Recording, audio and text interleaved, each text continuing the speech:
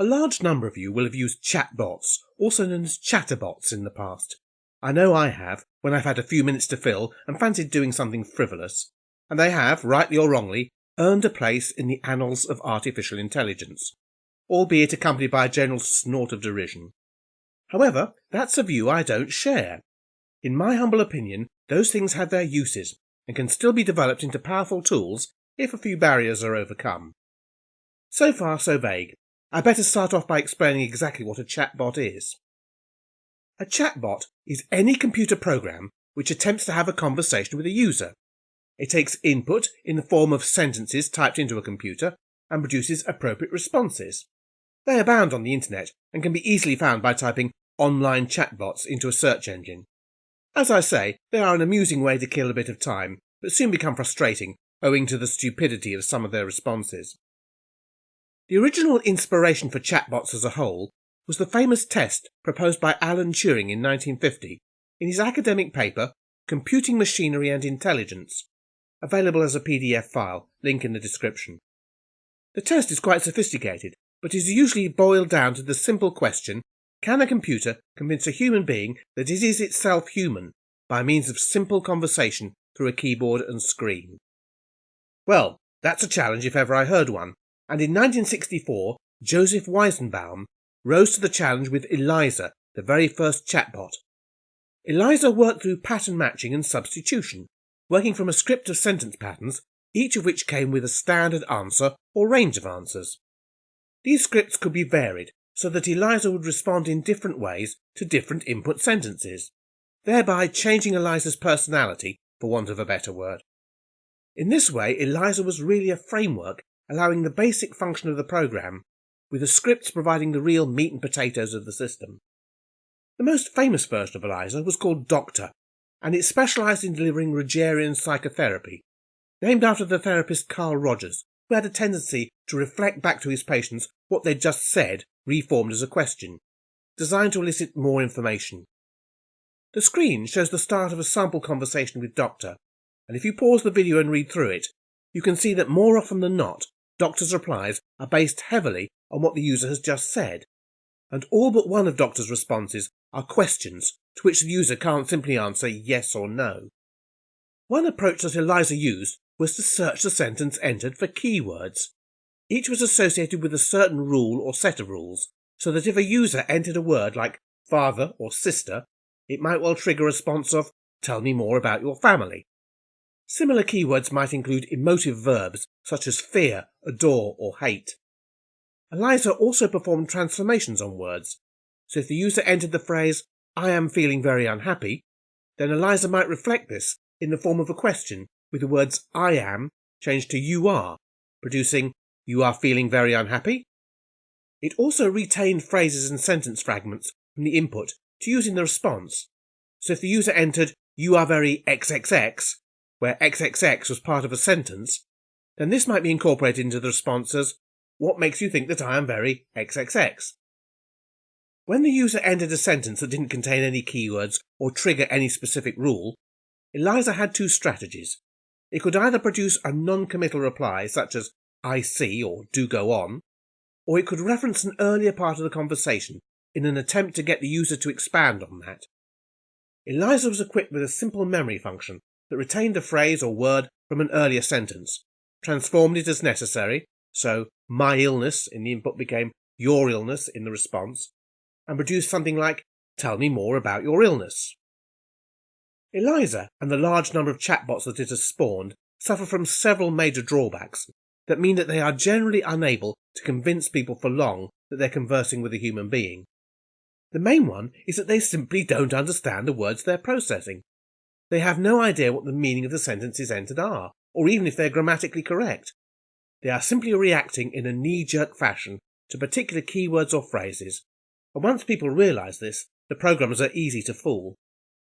Another problem is that they have either no memory or, in some more advanced chatbots, only a very limited memory. For instance, you can tell a chatbot that your father is a teacher, and then tell it one sentence later that your father is not a teacher, and it won't be able to challenge you on your contradiction. Other than hanging on to the occasional phrase for use later, these chatbots don't retain any information that they're told from one sentence to the next. This lack of memory can also lead to the chatbot being hopelessly inconsistent. You'll recall from that conversation at the start of the lecture that Cleverbot told the user that life was unfair because there is no God, but 2 sentences later was claiming that it knew there was a God. The third major problem that chatbots have is that they lack any background information or any understanding of how the world works. It is impossible to have an intelligent conversation with a human being without sharing at least some sort of rudimentary common understanding of the subjects being discussed. Without it, replies can only ever be superficial and glib. For instance, if you tell the chatbot that your mother is dead, and it somehow retains that information for later use, don't be surprised if it asks you at some future point, "Is your mother still dead?" It has no understanding of being dead, or what a mother is, or that people who die stay dead. There have been attempts to provide computer programs with this amorphous database of common sense facts that we all know simply because we're human, the most notable of which is Psych. In 1984, Doug Lennart and his team at Microelectronics and Computer Consortium started to develop an AI system and teach it the countless facts and relationships that form the basis for human understanding of the world, such that people who die stay dead, and that people are always older than their children, and so on. Essentially, they were trying to teach a computer system common sense. I will be describing Psych in detail in some future video. Although chatbots produce their replies in such a simplistic manner, there have been examples of people being fooled into thinking they're human.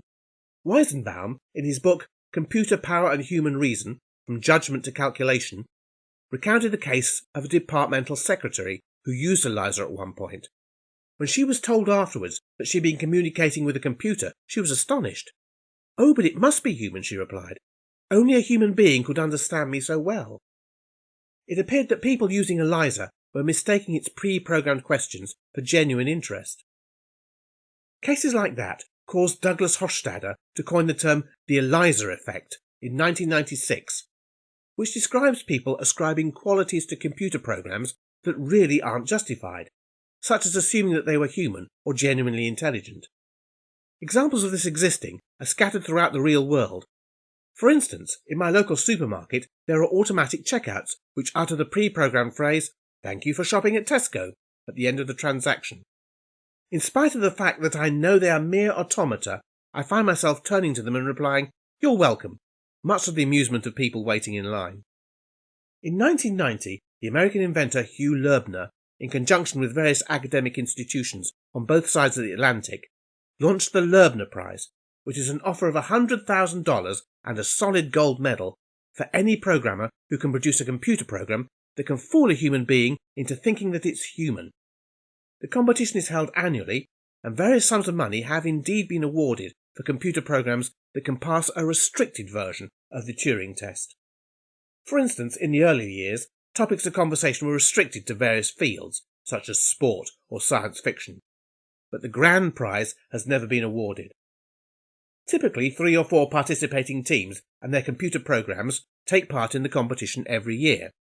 Since 2016, the winner each year, in the sense that it was declared to be the most human-like, has been a chatbot called Mitsuku, created by Stephen Warswick, using an online facility called PandoraBots. The PandoraBots website allows you to create a chatbot on the internet and then let it practice by getting members of the public to chat with it. So far, the picture that has emerged is of chatbots being an interesting and amusing gimmick, but no more than that. I personally disagree with that, and there are many AI researchers who agree with me. Admittedly, simple chatbots like Eliza and the online ones that you will find using a search engine are very limited in their application and should be thought of as no more than a bit of fun, but behind the scenes, computer scientists are working on far more sophisticated programs by adding both memory in the form of databases and a degree of real-world knowledge. The JavaScript program that accompanies this video illustrates this. It is a simple version of Eliza, even simpler than Weizenbaum's original version. However, in future videos, we will be looking at aspects of AI such as knowledge representation and frames and microworlds, and I will be showing you how to add more advanced functionality to this simple program. The website PandoraBots, linked in the description below, suggests some more practical uses for chatbots. They can be implemented as part of a user interface for some online application, for instance. where the field of discourse is greatly reduced from general conversation. If the use of such an application is simply trying to achieve some sort of goal, rather than banging on about life in general, then a suitably trained chatbot can accept commands and information in natural language, and quite successfully too. Some sort of use can be found for a chatbot or similar in just about any field where a computer has to communicate with a human being using some sort of human language. What about the teaching of foreign languages, like French or German for instance? There is no reason why a programmer familiar with any language can't produce a version of Eliza that will help a student of that language. Not only would it provide some sort of conversation, but it could also correct or comment on the student's use of grammar and vocabulary. Of course, inclusion of diacritics, such as the acute accent in French or the umlaut in German, might be a slight stumbling block, but other than that, it's well within a competent programmer's ability. Well, that's the end of the video. As I said, the code video accompanying this lecture is, naturally enough, my own simple version of Eliza, or at least the framework of an Eliza system, to which you can add your own script, trigger phrases and responses. Next week, I shall return to another aspect of artificial intelligence, so you should really consider subscribing to the channel if you don't want to miss that.